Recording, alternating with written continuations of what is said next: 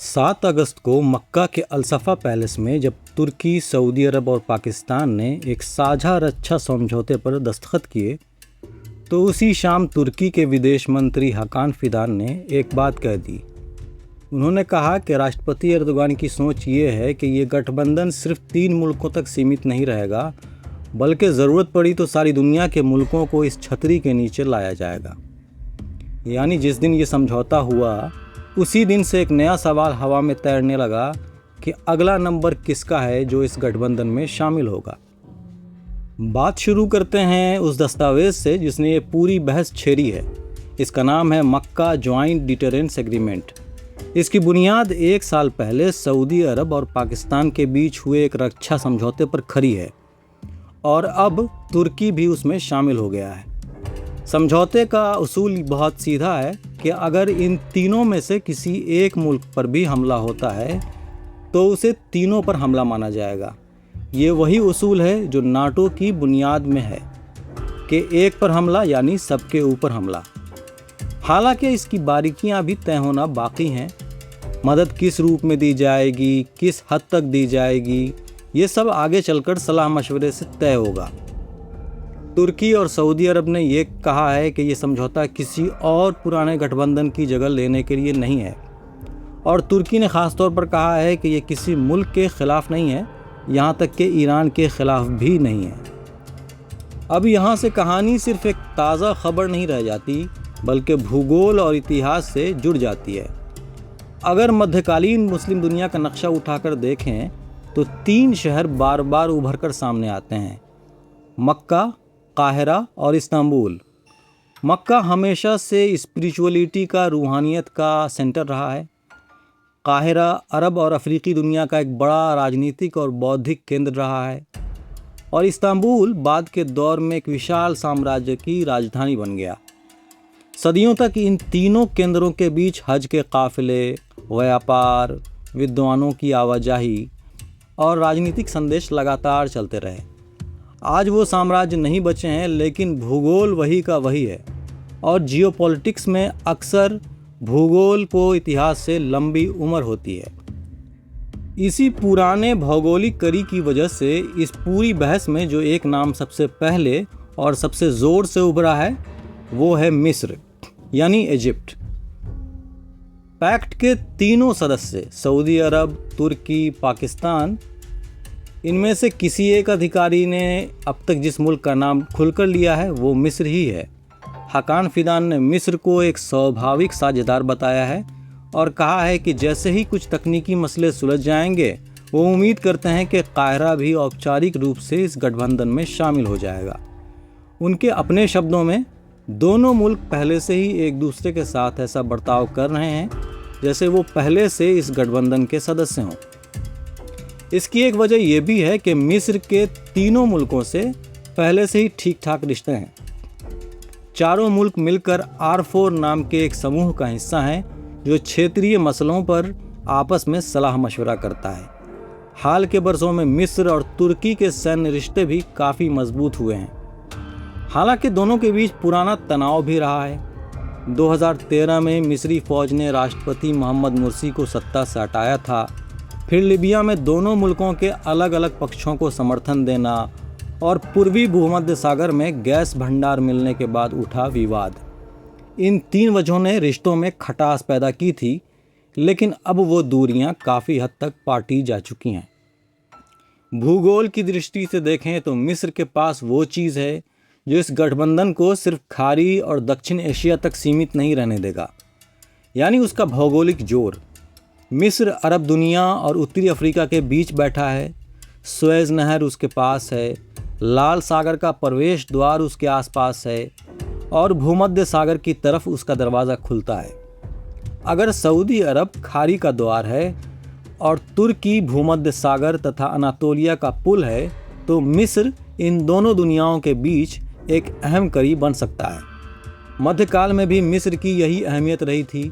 फातिमी और अयूबी दौर के बाद ममलूक सुल्तानों के वक्त काहिरा मुस्लिम दुनिया की बड़ी राजनीतिक ताकतों में गिना जाने लगा था और मक्का मदीना की हिफाजत से लेकर लाल सागर के व्यापार तक मिस्र हमेशा हिजाज की राजनीति से जुड़ा रहा। बाद में जब उस्मानी सल्तनत आई तो मिस्र भी उसका हिस्सा बन गया और इस तरह इस्तांबुल, काहिरा और हिजाज एक ही साम्राज्य की राजनीतिक बुनावट में आ गए। आज वही तीनों अलग अलग आधुनिक राष्ट्र, राज्यों और अलग अलग हितों के रूप में मौजूद हैं। इतिहास दोहराया नहीं जा रहा है, लेकिन पुराने भूगोल की गूंज साफ सुनाई देती है। लेकिन इस सारी नज़दीकी के बावजूद जानकार मानते हैं कि काहिरा जल्दबाजी में कोई फैसला नहीं लेगा। असल दिक्कत यह है कि किसी बाइंडिंग डिफेंस ट्रीटी में शामिल होना सिर्फ दोस्ती जताने का ऐलान नहीं होता, बल्कि एक सैन्य जिम्मेदारी भी होती है। अगर समझौते की शर्तें आगे चलकर सचमुच सामूहिक रक्षा की तरफ बढ़ती हैं तो मिस्र को ये तय करना होगा कि क्या वो अपनी फौज को किसी और सदस्य की जंग में उतारने के लिए तैयार है। और यही वो जगह है जहां मिस्र के हित और उन मुल्कों के हितों से हमेशा मेल नहीं खाते जिनके साथ वो समझौता करने जा रहा है। क्योंकि मिस्र के अमेरिका के साथ पुराने और गहरे सुरक्षा संबंध हैं और उसकी अपनी शांति संधियां भी हैं जिन्हें वो किसी कीमत पर कमज़ोर नहीं होने देना चाहेगा। जानकारों का कहना है कि काहिरा तभी इसमें शामिल होगा जब समझौते की भाषा ऐसी हो कि उसकी वॉशिंगटन से मिलने वाली मदद पर कोई आंच न आए, उसके पुराने गठबंधन और शांति संधियां कमज़ोर न पड़ें और उसे ये आज़ादी बनी रहे कि वो खुद तय करे कि कब और कहाँ लड़ना है। अगर ये समझौता एक ढीला ढाला राजनीतिक ढांचा बनकर रह जाए जिसमें हर मुल्क अपने हिसाब से जवाब देने की गुंजाइश रखे तो मिस्र इसमें सहज महसूस कर सकता है। लेकिन अगर ये एक सख्त बाध्यता बन जाए जो मिस्री फ़ौज को किसी और की जंग में घसीट सकती है तो काहिरा का जवाब शायद नौ में ही निकलेगा। इसमें एक कानूनी पेच भी है। मिस्र को ये पूरी तरह साफ चाहिए कि उसका दस्तखत किसी भी सूरत में इसराइल के खिलाफ खड़ा होने या फिर लीबिया और पूर्वी भूमध्य सागर के मसलों पर तुर्की का साथ देने के तौर पर न पढ़ा जाए। यही वजह है कि जिन तकनीकी मसलों का जिक्र फिदान ने किया है उनमें कानूनी और व्यवहारिक दोनों तरह की पेचीदगियां शामिल मानी जा रही हैं। एक और अहम बात यह है कि मिस्र इस त्रिपक्षीय गठबंधन की सुरक्षा चिंताओं से तो सहमत है, लेकिन ख़तरे को देखने का उसका नज़रिया इनसे अलग है। इसलिए वो भारी भरकम सैन्य प्रतिबद्धताओं से बचना चाहेगा। काहिरा की तरजीह हमेशा ये रही है कि वो ऐसे सीमित और मसले आधारित सुरक्षा ढांचे का हिस्सा बने जिनका दायरा साफ साफ तय हो, न कि ऐसे भारी जिम्मेदारियों में उलझे जिनका जोखिम और कीमत ज़्यादा हो। हालांकि ये भी माना जा रहा है कि आगे चलकर मिस्र इसमें शामिल हो भी सकता है, मगर ये फैसला किसी भी सूरत में आसान नहीं होगा और इसके पीछे की वजह साफ है। मिस्र की अपनी विदेश नीति है, अपने हित हैं और सबसे बढ़कर अपनी रणनीतिक आज़ादी की फ़िक्र है। मिस्र के बाद जो सबसे ज़्यादा चर्चा में है वो है खाड़ी का इलाका। कतर के पूर्व प्रधानमंत्री शेख हमद बिन जसीम अल थानी ने सोशल मीडिया पर उम्मीद जताई है कि खाड़ी सहयोग परिषद यानी कि GCC सभी सदस्य मुल्क इस पैक्ट में शामिल होने की पहल करें। GCC में सऊदी अरब के अलावा कतर, बहरीन, कुवैत, ओमान और UAE शामिल हैं। तुर्की के विदेश मंत्री ने भी इशारा किया है कि कुछ और मुल्कों ने पहले से ही इसमें दिलचस्पी दिखाई है, हालांकि उन्होंने किसी का नाम अभी नहीं लिया है। जानकारों के मुताबिक खाड़ी के मुल्कों में सबसे पहले जिन दो नामों पर नज़र रखनी चाहिए वो हैं कतर और कुवैत। ये दोनों मुल्क तीनों संस्थापक मुल्कों के करीब हैं और इन्हें एक अतिरिक्त सुरक्षा कवच की सबसे ज़्यादा ज़रूरत भी महसूस होती है। इसकी वजह यह है कि अमेरिका और इसराइल की ईरान के ख़िलाफ़ जंग के दौरान और उसके बाद सितंबर में दोहा पर हुए इसराइली हमलों के बाद ये दोनों मुल्क खुद को काफ़ी इनसिक्योर महसूस कर चुके हैं। कतर देखने में छोटा है, लेकिन उसकी राजनीतिक हैसियत उसके भौगोलिक आकार से कहीं बड़ी है।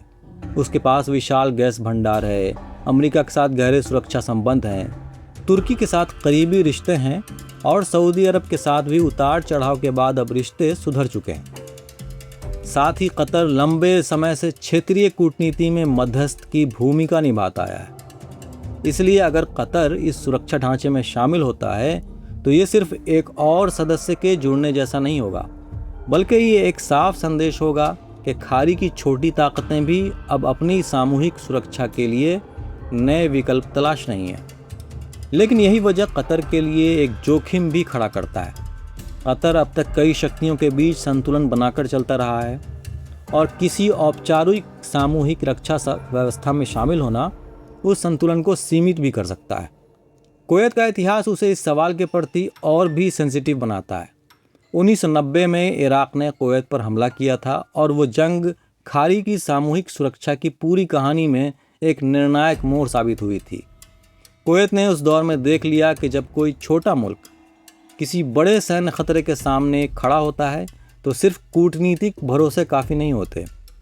आज दशकों बाद खाड़ी में सुरक्षा का सवाल फिर उसी तरह सामने खड़ा है। हालांकि हालात थोड़े अलग हैं, इसलिए कुवैत के लिए कोई नई सुरक्षा छतरी आकर्षक लग सकती है, लेकिन वो भी बारीकी से देखेगा कि क्या ये अम्ब्रेला उसे वाकई सुरक्षा देता है या किसी बड़े संघर्ष में घसीट ले जाता है। अब यहाँ से कहानी थोड़ी और फैलती है। जानकारों का कहना है कि अज़रबैजान, सीरिया और जॉर्डन का नाम भी लिया जा रहा है और माना जा रहा है कि ये तीनों मुल्क जल्द ही इस गठबंधन में शामिल हो सकते हैं। जॉर्डन अरब दुनिया और लेवेंट के बीच एक अहम रणनीतिक जगह पर बैठा है। सीरिया लंबे युद्ध के बाद क्षेत्रीय शक्ति संतुलन में फिर से अपनी जगह तलाश रहा है और अज़रबैजान मुस्लिम दुनिया के उस हिस्से की नुमाइंदगी करता है जो कॉकेशस में तुर्की के साथ गहरे रणनीतिक रिश्ते रखता है। अगर इनमें से कुछ मुल्क इस व्यवस्था के करीब आते हैं तो ये गठबंधन सिर्फ खाड़ी केंद्रित नहीं रह जाएगा, बल्कि इसका फैलाव कॉकेशस से लेकर अरब दुनिया और दक्षिण एशिया तक दिखने लगेगा। यहीं पर एक बड़ा सवाल खड़ा होता है कि क्या ये पैक्ट किसी बड़े और मजबूत ब्लॉक में तब्दील हो पाएगा। फिलहाल ये एक ऐसा जमावड़ा लगता है जिसमें हर मुल्क अपनी मर्जी और अपनी जोखिम के हिसाब किताब के आधार पर शामिल है, लेकिन इसका दायरा धीरे धीरे बढ़ता रहेगा। इसकी एक बड़ी वजह यह है कि मुस्लिम दुनिया कोई एक राजनीतिक इकाई नहीं है। यहाँ मुल्कों के बीच धार्मिक समानता ज़रूर है, लेकिन राष्ट्रीय हित हमेशा एक जैसे नहीं होते। तुर्की के अपने हित हैं, सऊदी अरब के अपने, मिस्र के अपने, कतर के अपने और पाकिस्तान के अपने। यहाँ तक कि एक ही इलाके के मुल्कों के बीच भी लिबिया, सीरिया, इसराइल, ईरान और अमेरिका जैसे मसलों पर राय अलग अलग है। दिलचस्प बात यह है कि मुस्लिम दुनिया का इतिहास भी इसी डाइवर्सिटी की गवाही देता है। हम अक्सर मध्यकालीन मुस्लिम दुनिया को एक विशाल एकता की तरह याद करते हैं, लेकिन असलियत इससे कहीं ज़्यादा जटिल थी। अब्बासी सत्ता के दौर में भी अलग अलग प्रांतों और सल्तनतों की अपनी अलग राजनीति चलती थी। बाद के दौर में फ़ातिमी, अयूबी, ममलूक, सल्जूक, उस्मानी जैसे अलग ताकतें अलग अलग इलाक़ों में उभरी। ये आपस में कभी सहयोगी बनी, कभी प्रतिद्वंदी बनी और कभी किसी साझा खतरे के सामने साथ में खड़ी हुई। यानी मुस्लिम दुनिया की राजनीतिक एकता कभी एक ही सांचे में नहीं ढली। कभी साम्राज्य के रूप में, कभी व्यापारिक नेटवर्क के रूप में, कभी सांस्कृतिक रिश्तों के रूप में, तो कभी सैन्य सहयोग के रूप में। आज का ये समझौता भी उसी पुराने इतिहास की एक आधुनिक राष्ट्र राज्य वाली शक्ल जैसा नज़र आता है। मध्यकाल में मक्का तक पहुंचने वाले काफिलों के रास्ते अलग अलग होते थे। कोई मिस्र से चलता था, कोई शाम से, कोई अनातोलिया से, कोई हिंदुस्तान से, लेकिन मंजिल एक ही होती थी। आज वो काफिले नहीं रहे, वो सल्तनतें भी नहीं रहीं। उनकी जगह अब आधुनिक राष्ट्र राज्य ले चुके हैं, लेकिन मक्का आज भी वही मक्का है और उसके आसपास की दुनिया एक बार फिर उस दौर में दाखिल हो रही है जहां सुरक्षा, ताकत और गठबंधनों के पुराने समीकरण बदल रहे हैं। मक्का में 3 मुल्कों ने एक दूसरे की ढाल बनने का फैसला किया है। अब सवाल सिर्फ इतना है कि उस ढाल का घेरा आखिर कितना बड़ा होगा। क्या उसमें काहिरा आएगा? क्या दोहा और कुवैत सिटी भी उसके करीब आएंगे? क्या अम्मान और बाकू भी इसका हिस्सा बनेंगे?